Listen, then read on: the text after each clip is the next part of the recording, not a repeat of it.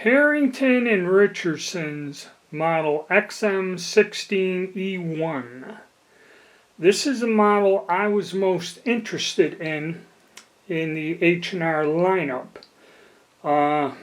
With all retro guns, it looks like the M16A1 is the most popular version people like because it's associated with the Vietnam War. The reason I wanted the XM model was because this was the model that the Army first pressed into service in Vietnam. It was the center of a political controversy. Politics got involved, and also there was a congressional investigation into the rifle and the whole AR-15/M16 program. Okay, but more into that later. The differences between like a 601, the 602, this was actually the 603. A lot of the differences are internal with the Edgewater buffer, the firing pin, and several other things. There are a few differences that are external and highly visible. Well, after the Air Force adopted what became the 602, the government was forced to more or less test and evaluate this rifle system. So the Army wanted something different, or had different requirements than what the Air Force had. First off, the first modification was the T-style charging handle. And the big thing with the Army is they wanted a way to manually close the bolt, which led to the forward assist. The Air Force kept the M16 without the forward assist. Okay, and then like the 601, the other major difference is the partial fence. The reason that is there is that is where the spring in detent holds the pivot pin in a captured position. The early ones, that forward pin would pop out and be free. They didn't like that.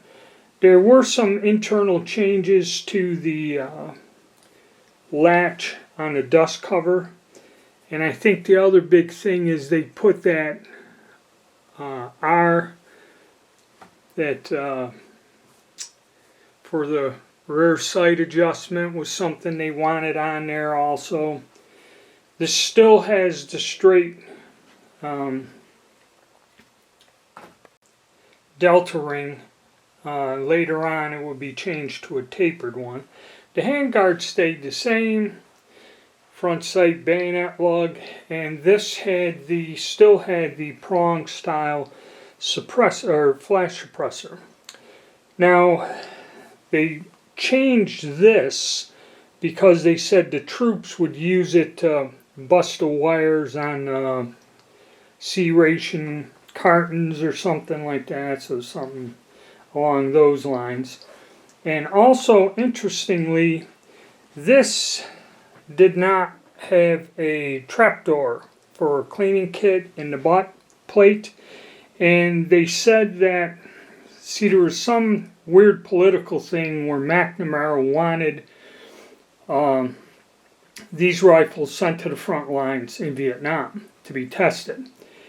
And they said it would cost 75 cents or something to add the trapdoor and delay production by 6 months. So these guns did not have the trapdoor on the butt plate for cleaning storage.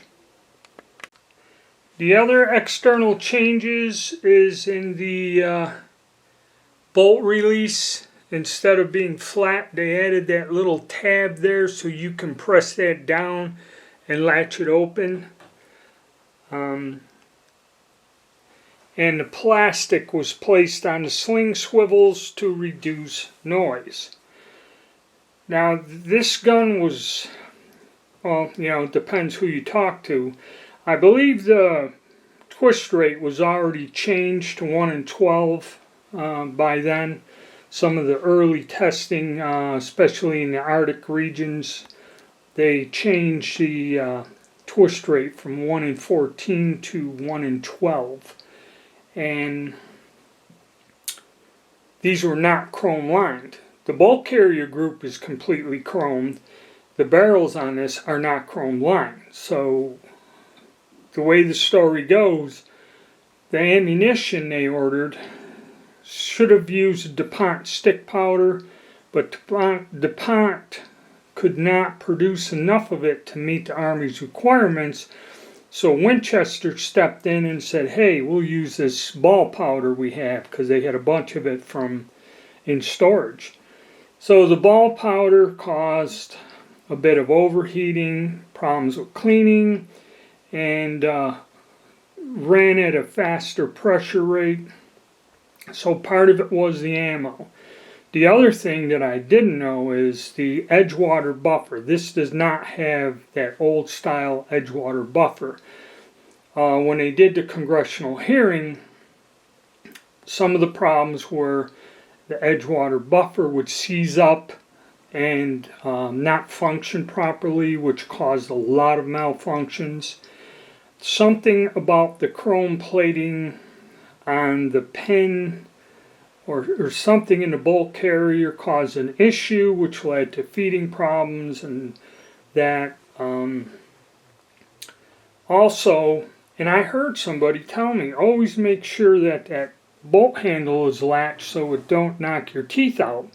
There was something in that report that when that Edgewater buffer seized up, it wouldn't perform right, and the action would come back violently enough to where it would knock this loose and it would unlatch. So once they changed out the Edgewater buffer, and we have like the solid buffers we're all familiar with today, which is in here now, a lot of these problems diminished.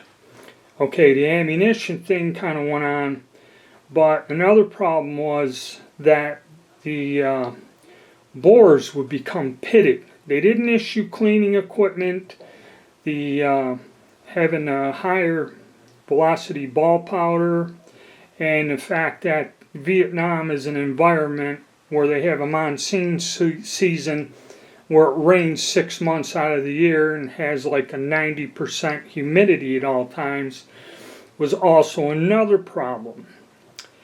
The fact that the bores were not chrome lined, and something about the softness of the brass in the cartridges, if there was even the lightest pitting in there, it would cause a malfunction or rip the case heads off the cartridges and cause jams, which they said caused the failures and the problems with this gun.